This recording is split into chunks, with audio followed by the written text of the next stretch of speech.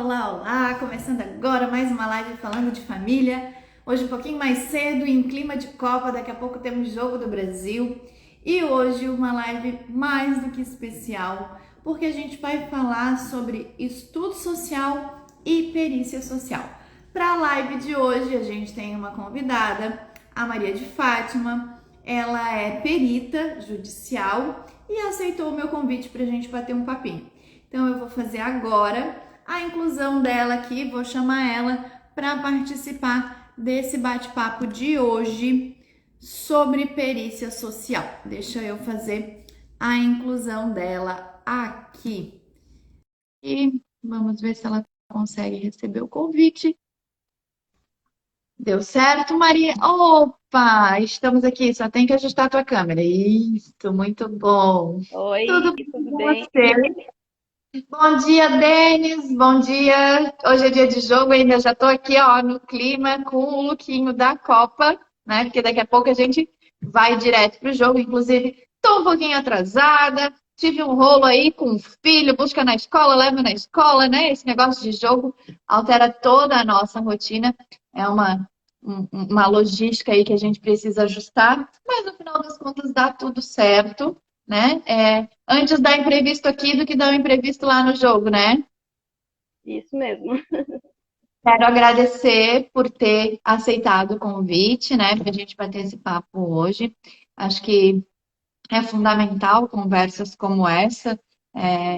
Eu que atuo nos processos judiciais tenho atuado tanto quanto advogada como perita, né? Também atuo na área das perícias e a gente acaba encontrando algumas dificuldades.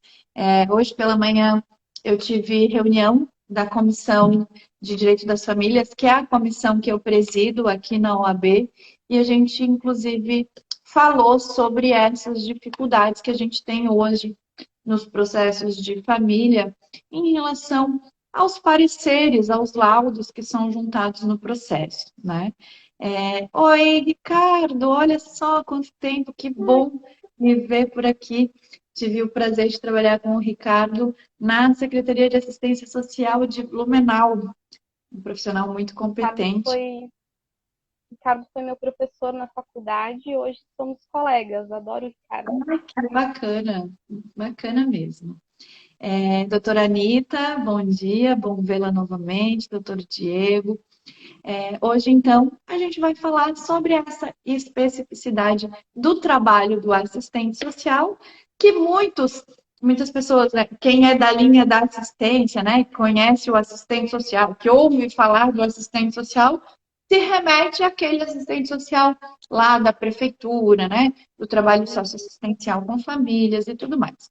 Na área jurídica, por sua vez, a gente tem uma dificuldade da consciência do advogado dessa amplitude do assistente social para além da perícia, né? Para além do estudo social. Então, às vezes, ele não compreende todos os serviços que são vinculados à assistência social e que são complementares, né? Então, a falta de comunicação nesse diálogo entre os profissionais que estão envolvidos em um processo judicial, na minha opinião, causam grandes conflitos no momento decisório, né?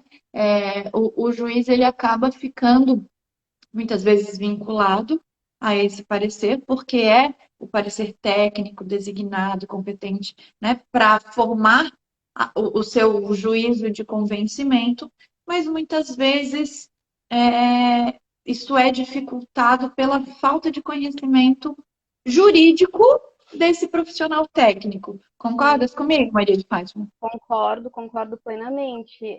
Enquanto assistente social, a gente acaba não tendo também, muitas vezes, esse conhecimento jurídico, né? A gente tem uma disciplina na faculdade e, como tudo na vida, a gente precisa buscar, depois da formação, o conhecimento contínuo, né? A gente sempre fala ali na nossa página, né, que eu criei com uma colega, da importância da formação continuada, de estar sempre buscando conhecimento, porque enquanto perita, eu preciso compreender um pouquinho do universo jurídico, né? Eu não sou advogada, né? Mas eu preciso compreender pelo menos minimamente o rito processual, a linguagem do direito, né? Eu vejo assim, ó, muita dificuldade, por exemplo, nos pareceres, nos laudos, de de um parecer desvinculado do senso comum, desvinculado da opinião privada do assistente social, né? Hoje ainda estava comentando lá na reunião. Eu vi um laudo de uma assistente social em que ela descrevia a residência do genitor e a residência da genitora. E durante todo o relatório dela, a construção desse parecer, ela falava que o pai e a mãe demonstravam uma amorosidade com essa criança, responsabilidade, que os dois eram preocupados com a rotina, participavam da rotina dessa criança, né? Que os dois tinham plena capacidade de exercer a guarda. Com tudo isso, você espera o quê? Que ela vai dar um parecer da guarda compartilhada. Que é a regra hoje, né? Mas eu acho que esse senso comum de achar que a guarda compartilhada é 15 dias na casa de um e 15 dias na casa de outro, ou uma semana na casa de um e uma semana na casa de outro, ela foi contrária à guarda compartilhada. Ela falou: apesar disso, sugiro que a guarda permaneça com a mãe, já que a criança já mora com a mãe, né? Então, isso acaba dificultando o andamento útil do processo, inclusive, porque claro que o juiz geralmente acompanha a decisão da assistente social, né? Eu tenho que parar de generalizar. Eu falo assistente social, porque é a grande maioria esmagadora, né? Mas tá aí o Ricardo que não nos deixa mentir. Temos excelentes assistentes sociais homens também. Então eu tenho que parar de generalizar. Mas assim, dificulta o andamento do processo, porque a gente vai precisar de novo mostrar por A mais B que ela mesmo já falou que ambos eram competentes, que ambos têm condições e tudo mais. Mas o maternalismo ainda reina no nosso judiciário, né? Seja nas decisões dos juízes, na atuação dos advogados, ou, infelizmente, também no posicionamento de alguns assistentes sociais e psicólogos nesse sentido, né? Sim, eu vejo que, ouvindo a sua fala, né, Bárbara, o quanto isso está enraizado, né, socialmente falando, esse papel que a gente coloca, essa carga, né, para a mulher, mesmo assistentes sociais, assim, eu vejo no discurso, né, culpabilizando muitas vezes a mãe, né, em questões de negligência, e não responsabiliza o pai, né, o genitor está ali com a pensão atrasada, não é participativo na vida da criança, mas a gente coloca toda a culpa da negligência na mãe, né? A gente direciona sempre para a genitora. Infelizmente, assim, além dessa matéria do direito das famílias, para quem não sabe, né, quem é novo no perfil, eu bato muito na tecla do empoderamento feminino, né? Da necessidade da gente mostrar para a mulher o papel dela, o poder dela e tudo mais. Só que o poder dela vai, inclusive, na formação do seu filho ou da sua filha dissociados de machismos, de preconceitos, né? E a gente, às vezes, acaba reproduzindo isso. E a gente reproduz, às vezes, sem nem perceber, né? Só que a mulher, ela é responsável por reproduzir situações de machismo de maneira inconsciente. E esse maternalismo do nosso poder judiciário também está vinculado a isso, aos comportamentos que a gente reproduz e não percebe. E aí isso vai ter um impacto lá no laudo da assistente social, no laudo do psicólogo e na decisão do juiz, né? Sim, exatamente. Eu bato também na tecla da questão do familismo, o quanto a gente também precisa estudar sobre, né, enquanto assistente social, né? Eu sempre falo o quanto a gente responsabiliza por vezes as famílias, né? Eu atuo em processos de guarda, já atuei em processos de medida de proteção, então o quanto eu vi laudos anteriores, até da rede mesmo, responsabilizando 100% a família. Mas, em muitos dos casos, aquela família também foi negligenciada. Né? Então, a gente precisa ter o viés de responsabilizar o Estado também. E essa é a nossa formação, né? De garantir direitos. muitas vezes a família, ela está sendo a família que está sendo negligenciada e, consequentemente, ela negligencia também a criança. Então, o quanto é complexo esse universo do sócio-jurídico, né? E o quanto o nosso trabalho é importante, né? Exatamente. No direito, a gente tem essa questão da responsabilidade, ela pode ser feita, pode ser vista de duas formas, né? Existe a responsabilidade subsidiária, que é aquela em que um tem e quando não assume, o outro assume no lugar. E a gente tem a responsabilidade solidária, que é a de todo mundo ao mesmo tempo. E em decisões que envolvem criança e adolescente, a gente precisa sempre lembrar que essa responsabilidade ela é solidária, ela não é subsidiária, né? E todos esses entes precisam ser responsabilizados. O Estatuto da Criança e do Adolescente ele fala que é responsabilidade da família, da comunidade, da sociedade, do Estado, de todos preservarem o direito da criança e do adolescente, né? Então a gente precisa, nos nossos laudos, e aí eu falo nossos porque né, permaneço. Inclusive, hoje fui nomeada aqui a um processo para perícia novamente. Então, a gente precisa, nesses nossos laudos, fazer esse olhar cuidadoso para todos os responsáveis. E mais do que isso, né, Maria de Fátima, tem uma questão que eu costumo sempre tentar pontuar também.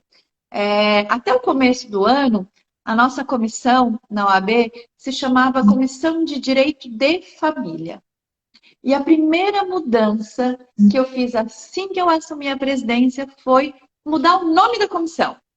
Não é Comissão de Direito de Família, é Comissão de Direito das Famílias.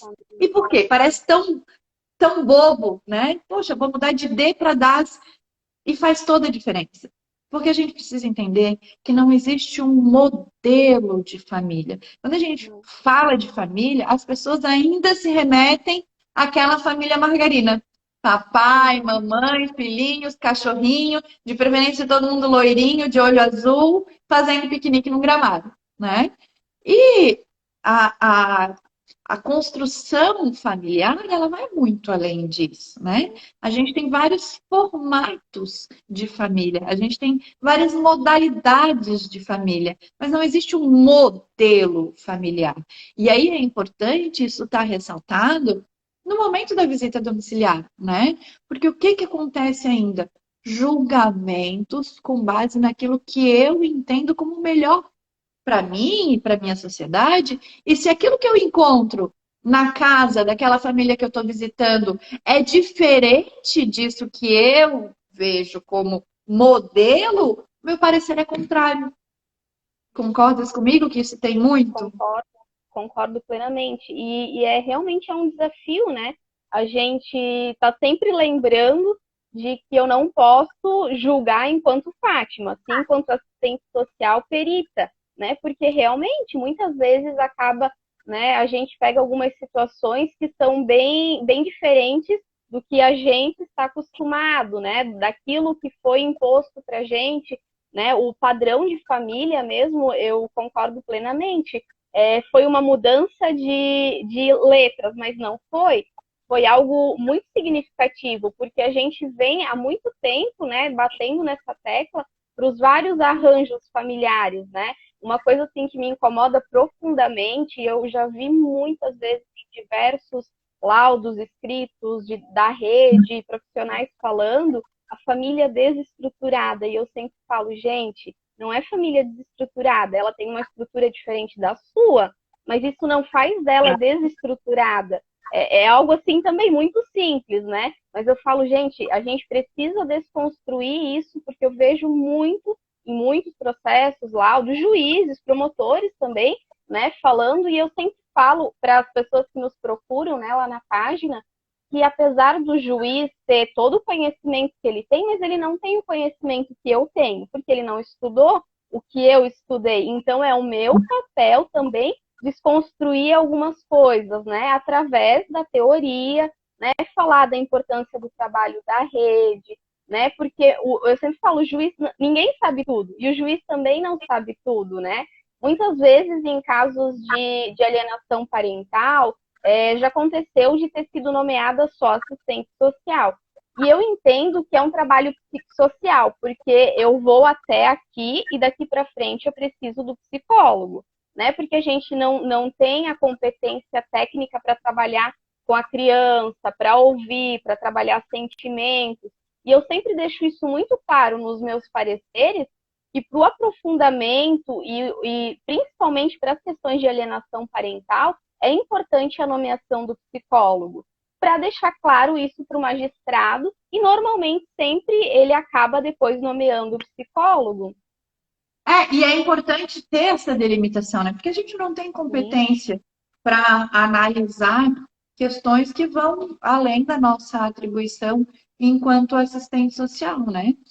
Mas é difícil você mostrar para alguns profissionais que precisa a atuação dele ser dissociada de preconceitos, né? Uhum. Porque, assim, é fato que nós temos nossos preconceitos. Sim. Assumindo ou não, reconhecendo ou não, sendo público ou não, a gente sempre tem a mania de pré-julgar alguma coisa, pré-avaliar alguma coisa, mas deixa eu ver o que o Ricardo está falando aqui. Os profissionais ainda reproduzem muitos preconceitos, não só os operadores de direito, mas também assistentes sociais, psicólogos. Sim. Nossa, muito preconceito, né?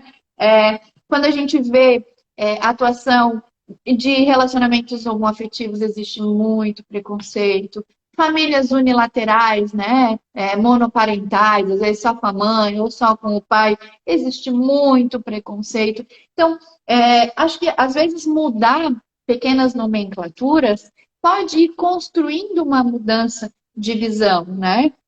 Eu sempre corrijo, quando eu ouço alguém falando, corrijo modo de dizer, né? Quem sou eu para corrigir alguma coisa? Mas assim, eu opino naquele momento quando a pessoa fala assim, porque o pai do meu filho me ajuda muito. Não, peraí, ele não te ajuda, né? Não Uhum. é uma atribuição sua que o pai vem para ajudar, é a Ele atribuição está fazendo o dele papel dele. também, né? Ele não está fazendo mais do que a sua obrigação.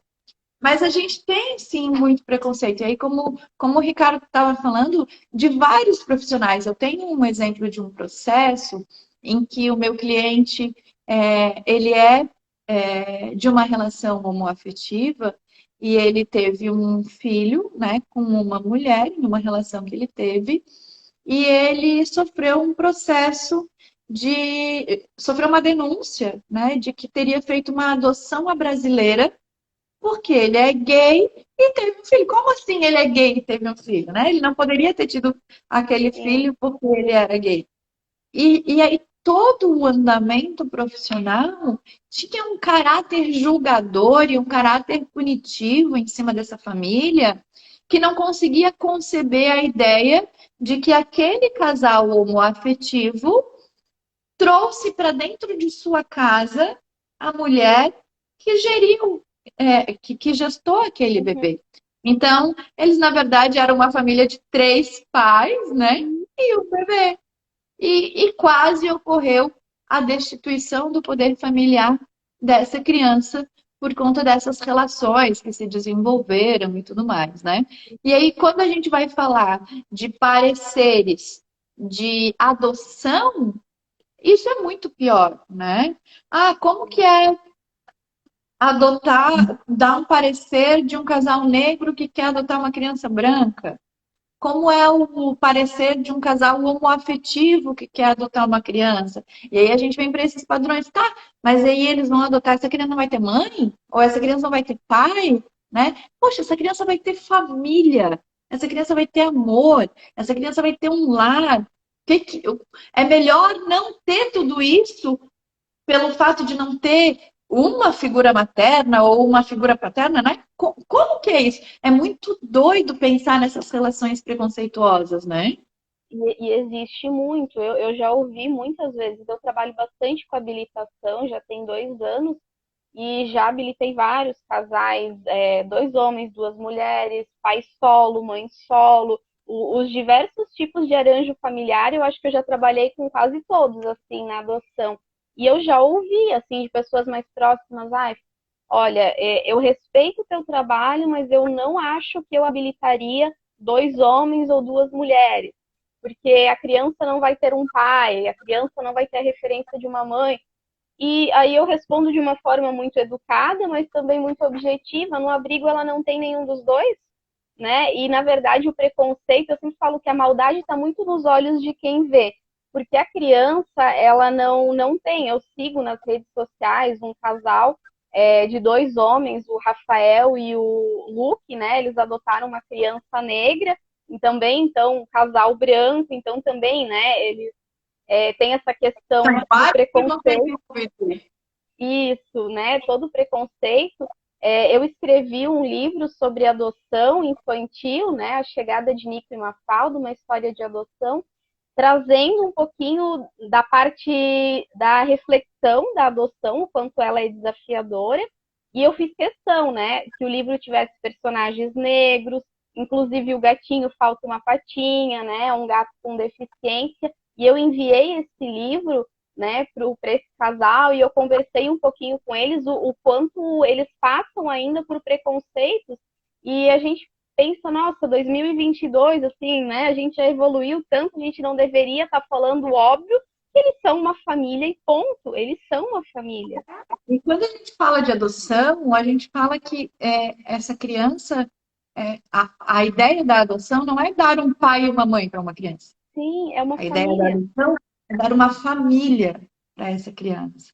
E aí os nossos critérios, os nossos padrões é que vão colocando impedimentos para que essa criança possa, de fato, né, viver numa condição muito melhor. Porque aí quem não conhece a realidade de um acolhimento institucional não faz ideia do que a gente está falando, né? A realidade de viver com cuidadores e não com uma referência familiar. A ideia de usar roupas padronizadas, porque a roupa ela é comprada através de uma licitação ou é doada de alguém que já não usa mais e vem muito velhinha para o abrigo. É ter que usar um sapato menor do que o seu pé e andar com o pé enrugadinho ou muito maior porque não tem o seu tamanho, né?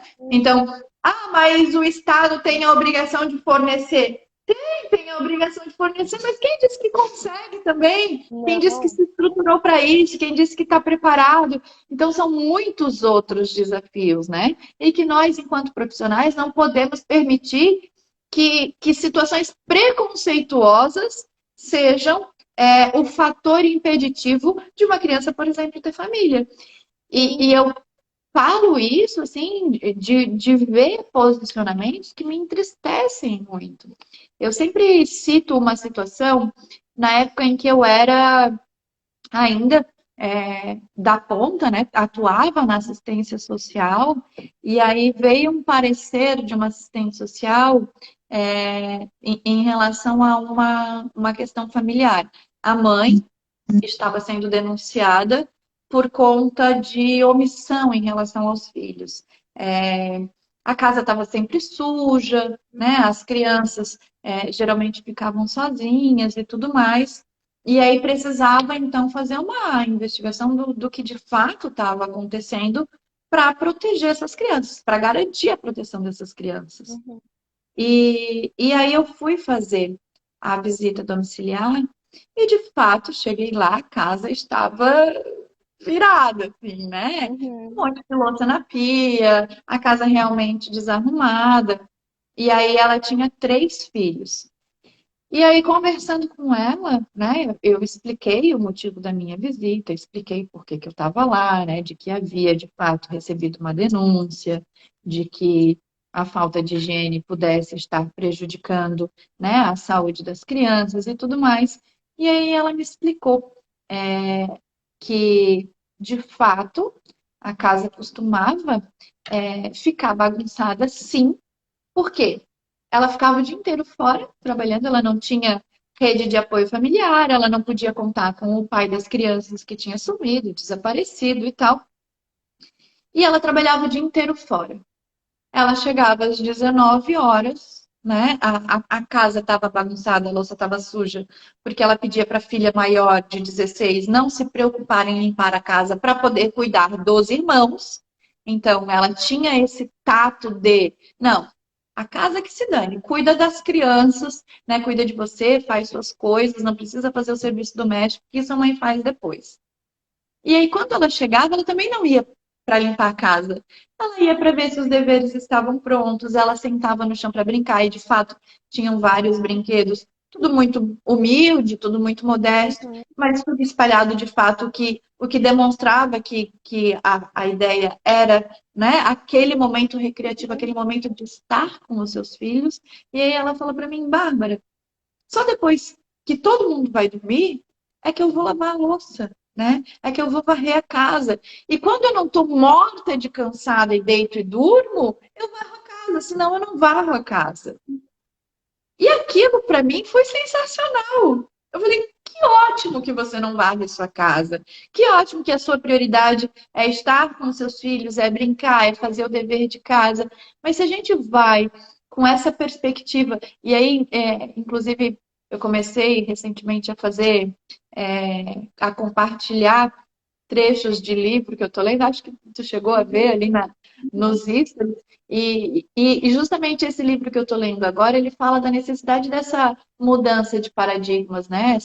Esse olhar que a gente pode ter de diferentes formas para uma mesma situação, né? A mesma louça que está ali na pia está suja, independente do lado que você olhe. Mas qual é o motivo para essa louça estar ali, né? E aí, se a gente não para ter esse olhar no humano, a gente julga. E aí o Sim. parecer, de fato, vai ser negativo, vai ser de acolhimento, vai ser de que a casa está bagunçada mesmo, de que ela não se preocupa mesmo, e que daí por isso ela não é competente para cuidar de seus filhos, né? Sim, e o quanto a gente precisa estar sempre fazendo essa análise, né? Eu e a Ana, a gente troca muito, assim, figurinhas, e o quanto também é importante, né? Às vezes ela fala, me manda áudio e fala, amiga, a situação é assim, assim, assim. Tu acha que eu tô sendo julgadora? Aí a gente troca, porque realmente a gente precisa estar em constante, né, avaliação com a gente mesmo, e o quanto isso é difícil, porque realmente como tu falou, tem algumas pessoas que chegam nas visitas e encontram a casa desarrumada, totalmente diferente do que ela está habituada a viver, e assim de cara, meu Deus, que absurdo. Aí você precisa, né, olhar para aquela situação de novo com outros olhos. E enquanto tu falava, eu lembrava de uma situação na época que eu era estagiária do fórum, e o esposo, eram dois servidores na comarca. Ela trabalhava na secretaria e ele era oficial da infância. E daí também, né, sabiam-se das crianças que eram acolhidas, enfim. E daí eu lembro que uma vez ela falou, Fátima, se você chegar na minha casa antes das 11 horas da manhã, você vai acolher a minha filha. Porque assim, ó, Eu não juro dá que para eu encontrar. vou anotar aqui para não esquecer de falar. Enquanto tu estava falando, eu estava anotando. Porque assim, ó, tem dia, depois que eu fiz essa visita domiciliar, isso ficou muito marcado na minha cabeça. Tem dia que eu chego em casa e eu abro a porta e tá tão virada que eu falo assim, gente, se alguém entrasse aqui agora, eu perdi a guarda do meu filho, sabe? Porque tudo virado, tudo bagunçado. Cara, a gente tem uma rotina de trabalho tão puxada e Sim. tão cansativa que às vezes eu só quero. Mas assim, não existe uma noite que ele deita para dormir e que eu não deito do lado dele para rezar com ele. Mas tem noite que eu não lavo a louça, de fato, né? Então, Uhum. é esse olhar que a gente precisa ter, né? É esse cuidado com o humano, com a criança, com o afeto. E aí são coisas que o dinheiro não é capaz de dar, né, Maria de Fátima? Infelizmente, eu vejo pareceres também nesse sentido, né? Uhum. Pensando de novo ali no lado da adoção.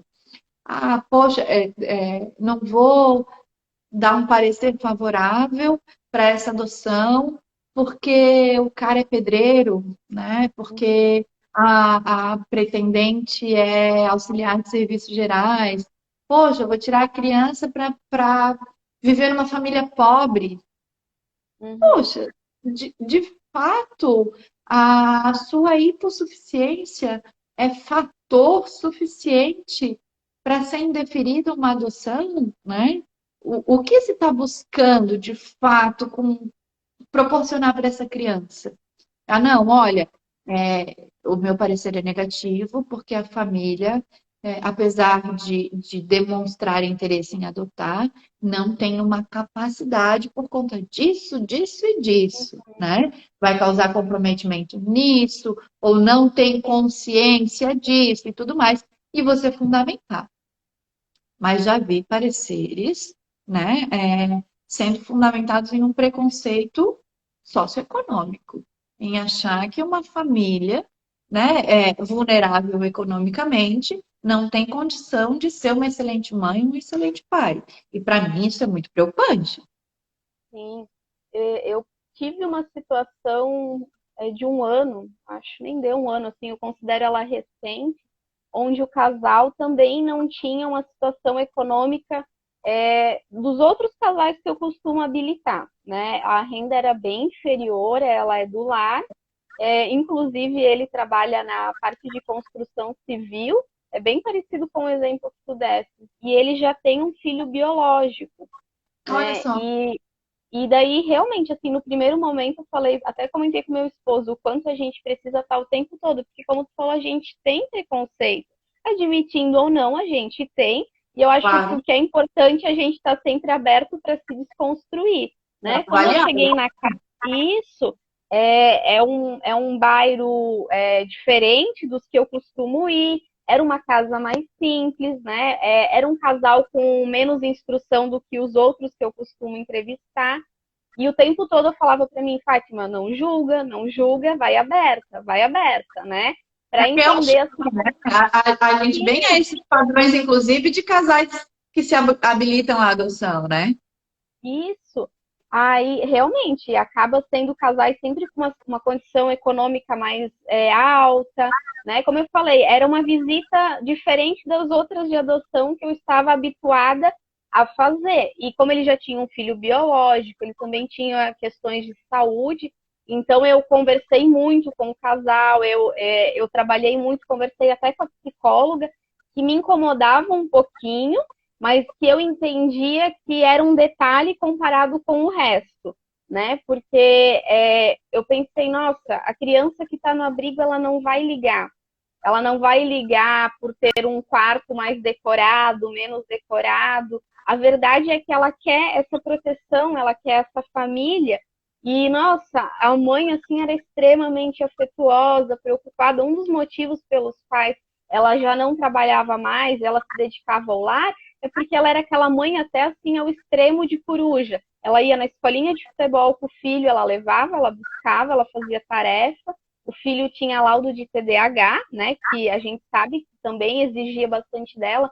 Mas assim, dentro das possibilidades dela, ela participava de grupos, ela me mostrou as páginas no Instagram, o quanto ela pesquisava sobre o assunto. Assim, nossa, uma mãe assim que não tinha o que desabonar, né? Não tinha o que desabonar naquela mãe nesse sentido. Daí uma das coisas assim que eu falei que me preocupava era a questão de se a criança precisasse da psicoterapia, porque eu não romantizo, né? Eu sei que também é muito difícil a estrutura que o Estado oferece para essas famílias que adotam, né? Se a criança precisar de um especialista, se a criança precisar de psicoterapia, ela não vai nem ter prioridade muitas vezes na fila, porque a prioridade daquela criança comparada com a prioridade lá dos outros casos, né? A gente não pode romantizar, e eu tento sempre não romantizar a adoção nesse sentido. Então eu falei que me preocupava muito a questão de não ter condição financeira, né, nesse sentido, mas aí ela falou: não, meu marido vai se aposentar e ele vai continuar trabalhando. Então vai ter mais um salário na casa e a empresa também tem tipo uma espécie de plano de saúde. E no final a gente costurou a colcha de retalho, encaixou todas as partes e eu acredito que logo eles vão estar adotando, porque eles queriam crianças já maiores, né? Fora do perfil da adoção. Que Então, bacana. acredito que logo. Uma história bem legal. E eu conto porque realmente, em vários momentos, eu precisei parar e me questionar e falar: não, Fátima, olha para o todo, foca no que é importante. Eu acho essencial, né, Fátima? Porque a gente não é dona da razão, né? Não. É, e a gente, hoje eu falei isso na reunião também, a gente definiu que vai, para o próximo ano, fazer alguns estudos de caso Porque a gente às vezes está tão mergulhado naquela nossa realidade, naquele formato, naquela reprodução, né, do dia a dia, do cotidiano. Exemplo dessas famílias que se habilitam Uhum. para adoção, né? Ah, são sempre uma casa bacana, com uma renda bacana, que tem aquele desejo de adotar. De repente a gente toma um choque de realidade, vai fazer o Uhum. quê? Né? Eu acho que o essencial é a gente entender que a gente vai estar eternamente em um processo de construção profissional, né? Que as famílias estão a todo momento se redesenhando, se reformulando, né? Que os padrões da sociedade vão se modificando. E quer a gente concorde ou não, o respeito não é uma opção, né? Eu posso até não concordar com alguma coisa, mas respeitar é essencial. E aí, uma outra dificuldade que a gente tem também é justamente isso, assim, de às vezes a gente conseguir fazer com que o nosso posicionamento não seja, como é que eu posso te dizer, influenciado pelo que esperam da gente. Porque, às vezes, principalmente com marcas muito pequenininhas, né? O perito tem uma proximidade maior com o juiz, ou tem uma afinidade com o juiz já gosta daquele perito, então já tem aquela relação, poxa, eu sei que nesse processo a juíza espera isso. Eu Uhum. vou lá e vou fazer o que o juiz quer. Não, não posso fazer o que o juiz quer, né? Cadê o código de ética desse profissional que vai reproduzir em um laudo que vai interferir no futuro da vida de uma pessoa, no futuro da vida de uma família e vai colocar o que o juiz quer que coloque? Como assim, né? Uhum. Então, e aí eu não falo só de assistente social, eu falo Sim. de advogado que vai atender uma mãe alienadora e que vai achar uma forma de colocar isso bonito no processo, né? Uhum. Defender situações como essa. E aí eu me remeto de novo ao artigo 5º do Estatuto da Criança e do Adolescente, que fala que é uma responsabilidade geral e restrita. Uhum. Minha, inclusive, enquanto advogada, de proteger essa criança que está sendo alienada, de falar para minha cliente que é equivocado totalmente o posicionamento que ela está tendo e que eu não posso proteger situações como essa, porque se eu proteger o direito dela, eu estou violando o direito da criança, né? Uhum. E a criança é prioridade absoluta. Então, eu acho que aí vem o nosso papel de não permitir essa influência externa ao nosso posicionamento, à nossa ética, à nossa forma de trabalhar, ainda que para isso a gente perca dinheiro. É o meu posicionamento, né? Não significa que é o correto, que é unânime, que tem que ser geral e restrito. Mas, na minha opinião, eu prefiro perder dinheiro do que atuar influenciada, corrompida, ou seja lá o que for, né? Sim, eu acredito que são valores que são inegociáveis, né, Bárbara? Como você falou, eu Ah, também sou da mesma linha de pensamento, né? Tava lembrando aqui também o quanto realmente, né, a gente recebe muitas mensagens lá no Instagram de profissionais recém-formados, de pessoas que querem atuar na área, né, para ser perito, e a gente sabe que para ser perito hoje depende muito de juiz, assim, tem juiz, né, de comarcas pequenas, eu atuo em comarcas menores, que realmente acaba nomeando por confiar naquele profissional, por já conhecer, né, por indicação. Hoje, 90% das minhas nomeações, elas são feitas por indicação, mas tem comarcas onde o juiz faz por sorteio, e daí também eu acho um pouco complicado, porque por sorteio, às vezes, é um profissional que não está muito preparado, né? Também não é exigido que o profissional tenha faculdade, e às vezes assim a gente percebe pelos relatos que a gente recebe no Instagram que a pessoa não tem o mínimo de conhecimento na área e ela aceita o processo. E a gente já recebeu mensagens de pessoas pedindo: ah, por favor, me faça um modelo, e daí eu sempre tento desconstruir de uma forma muito educada com a pessoa e falo: olha, de nada vai adiantar eu te passar um modelo, porque não existe um modelo universal, cada demanda vai exigir um olhar diferente, né? A gente já está nessa área há 3 anos e volta e meia assim a gente pega umas situações e a gente pensa, nossa, que difícil, né? Porque as situações sempre vão alterando, né? E o quanto essa responsabilidade do profissional de aceitar a nomeação, né? Porque a gente sempre conversa. Aí, assim, ó, se tu me desculpa discordar um pouquinho, porque é a dificuldade de todo profissional que está começando, né? Se ele não começar, se ele não aceitar um Não vai ter processo, um ele começo, nunca vai né? ser um perito bom, porque Sim. ele não começou, ele precisa aceitar. Uhum, E aí vem a necessidade do advogado de atuar a favor do seu cliente. Se uhum, eu suspeito, né, que aquele perito talvez não tenha condições, ou seja novo, ou eu nunca vi uma nomeação dele, poxa, nomeia perito assistente, né? uhum. Chama alguém de sua confiança que acompanhe o feito e que possa juntar um laudo que faça confronto ao laudo oficial do perito nomeado, se for o caso. Mas eu não acho que, de fato, faculdade não prepara ninguém para mercado de trabalho nenhum. Isso não é exclusividade do serviço social, direito não prepara, psicologia talvez, não sei, mas talvez não prepare também, né? Porque lá é tudo muito teórico. E na prática Eu é falo outra, que né? os professores ensinam os caminhos, mas a gente que tem que ir atrás do conhecimento, né? De qualquer profissão, eu concordo contigo.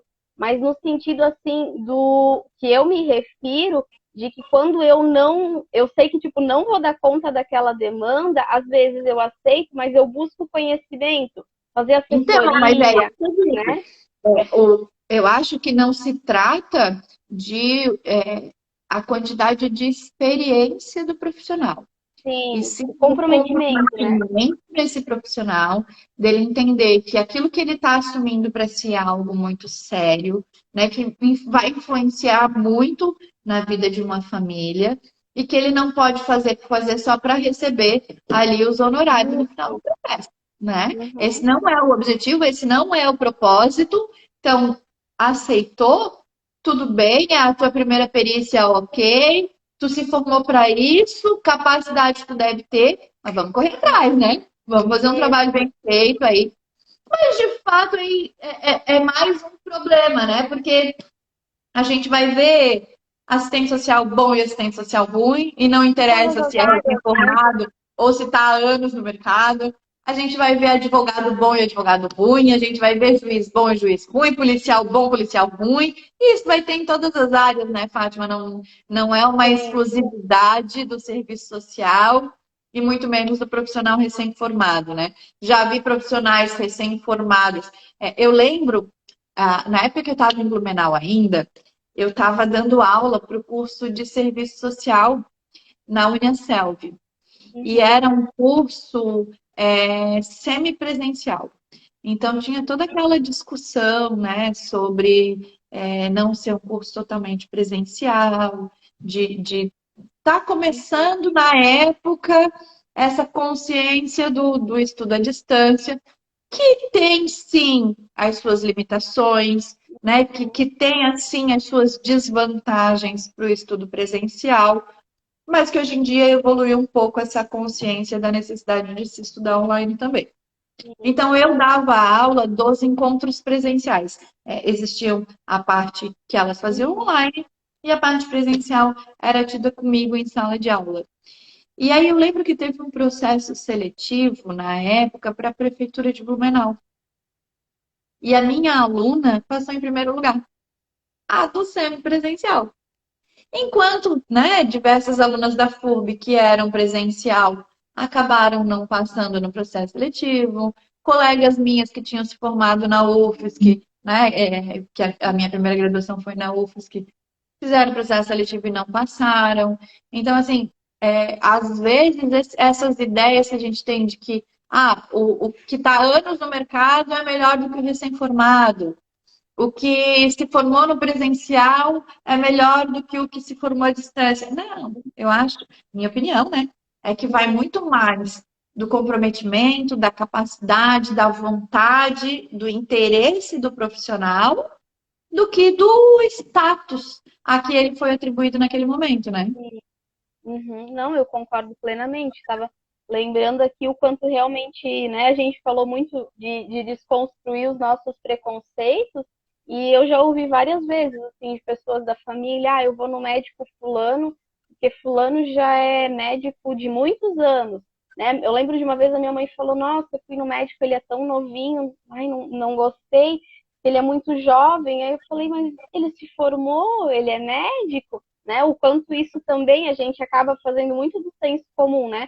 Vou no médico mais velho porque ele tem mais experiência. Eu lembro que eu ouvi uma vez de uma pessoa que falou: eu só faço cirurgia com fulano porque ele já fez muitas cirurgias, então eu vou me sentir, né, mais Mais segura com o segura. médico, mais seguro com alguém, né, que fez mais cirurgias. Então, essa questão que falava ali do curso EAD, né, de serviço social, tem um preconceito dentro da própria categoria que a gente precisa desconstruir, né? Inclusive a Ana Paula, que tem a página comigo lá no Instagram, ela é tutora do curso EAD da Uniaselv. Ela já trabalha muito tempo e também tem críticas justamente por ela exercer esse trabalho de você está contribuindo com essa formação, né? Mas aí a gente sempre fala, se ela não estiver lá, outra pessoa vai assumir esse papel. E eu sei que ela é comprometida, que ela faz o máximo que ela pode, reconhecendo, né? Como você falou, a gente reconhece, né, as limitações do à distância, mas assim, eu conheço vários profissionais que se destacam, se formaram à distância, assim como tem o inverso também. Então, realmente, é um preconceito nosso, né? Com certeza. E porque, assim, tudo que a gente não conhece, a gente tem a tendência de repelir, né? Julga, né? Uhum. Exatamente. E eu lembro, quando eu comecei a dar aula lá, vinham os livros que eram o conteúdo que eles estudavam online e que daí eu tinha que trabalhar presencialmente, com as dúvidas, com os trabalhos, com as provas e tudo mais, né? E aí eu lembro de olhar aqueles livros e eu ficava maravilhada com o conteúdo que eu não tive na federal, né? Que era considerada, pô, é a federal, é ensino presencial e tal. Tem coisa que eu fui aprender no livro das minhas alunas do EAD, porque na federal eu não tive, né? Então, e claro, é o que eu digo, tudo é uma balança, né? Tudo tem o seu lado positivo e tem o seu lado negativo, assim como toda profissão vai ter o bom profissional e o mau profissional, e de novo, a gente tem que ficar fazendo aquela autoavaliação, o autocuidado de não julgar a pessoa sem saber o que está ali do outro lado, o que efetivamente está acontecendo, né? Porque eu vejo quando eu comecei a advogar. Quando eu fui fazer faculdade de Direito, eu não tinha intenção nenhuma de advogar. Eu era assistente social, concursada na prefeitura, muito feliz, muito satisfeita e tudo mais.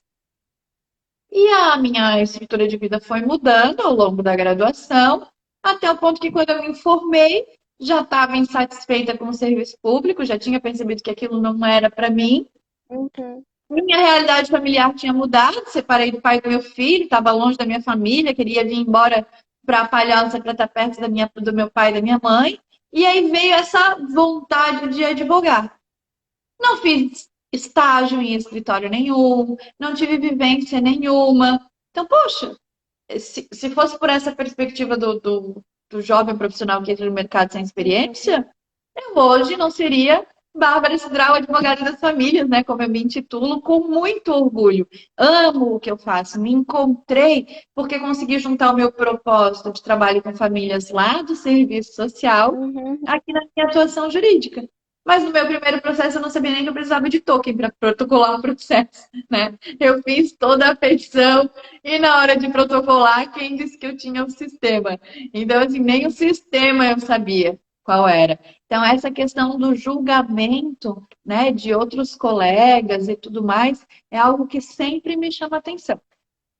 Gosto de levantar, né, como a gente estava falando na live. De fato, existem colegas que não sabem e não se dão o trabalho de pesquisar. E isso eu acho grave, né? Ninguém é obrigado a saber o que é guarda compartilhada. Não Não. é, né? Ainda A gente mais nunca quem vai tem saber a tudo, nossa né? idade mais avançada, que vem da guarda unilateral, separou o filho da mãe, né? Sempre foi assim. Então, é obrigado? Não é obrigado. Mas se tu atua na área das famílias, tu é obrigado a buscar aprender. E isso Uhum, é inegociável, né? Então, essa crítica, sim, eu faço aos profissionais que têm aquela visão bitolada, que reproduzem o seu modelo como um modelo a ser visto naquele processo, e aí sim, isso é que, na minha opinião, tem que ser totalmente rechaçado, né, Fátima? sim. É nesse sentido, assim, a gente recebe muita mensagem, a gente sempre acolhe todo mundo e a gente sempre fala, olha, eu não vou te dar um modelo, né? Eu não vou te vender um modelo, mas eu posso te ensinar. E algumas pessoas estão dispostas e outras não, né? A gente fez um curso muito básico, assim, falando sobre como que é o trabalho do perito, falando um pouquinho do que a gente aprendeu nesses 3 anos. A gente brinca que é um manual do qual a gente gostaria que alguém tivesse apresentado quando a gente começou, porque a gente quebrou muita cara no início, de não saber muita coisa. Encontrar curso de perícia social, né? Se você for Oi? procurar agora na internet, é muito difícil encontrar cursos de perícia social. Hoje em dia na internet você encontra um Sim, pouco mais. é Mas que de um ano para cá, assim, que deu uma virada de chave. Eu lembro que quando eu comecei os meus primeiros processos lá em 2019, tinha pouquíssimas pessoas que sabiam que o assistente social podia trabalhar como perito. Era uma coisa muito nova ainda. E hoje não, hoje já está sendo mais divulgado. Tem alguns cursos também que fazem algumas promessas dos quais a gente também não concorda, né? Que fala, ah, você pode ganhar 6 mil por mês, você pode ganhar 7 mil, e eu falo, você pode, mas o buraco é um pouco mais embaixo, você vai ter que trabalhar em muitos processos, vai ter que trabalhar quase por produção, né? E a gente fala tudo isso no curso da isso questão se dos você receber honorários. nomeação, né? Oi? Isso se você receber nomeação para tudo isso também, porque não é uma coisa que eu vou Sim, ali e escolho os processos que eu quero atuar, né? uhum, exatamente. Né? E o quanto demora para receber, a gente fala tudo isso no curso, né? Porque tem um prazo para você receber. Você trabalha hoje para receber daqui 6, 7 meses, às vezes até mais tempo, né? Então a gente brinca que a gente fez um manual, assim, muito simples dentro do que a gente sabia para compartilhar o nosso conhecimento. Eu não sei se você conhece a Maria Salete, ela é professora do curso, era professora do curso de serviço social da FURB. Hoje ela é aposentada e a gente tem ela assim como Trabalhou nossa. comigo na assistência em Blumenau também. Eu tenho ela assim como referência, eu sempre falo que ela é a minha diva do serviço social. E a Ana também, a gente gosta muito dela e a gente aprendeu com ela a tentar transformar a nossa crítica em algo positivo, né? Porque eu e a Ana a gente via essas propagandas e a gente falava, nossa, não é assim. Daí a gente olhou a grade de alguns cursos e daí a Ana falou, não, não, não gosto.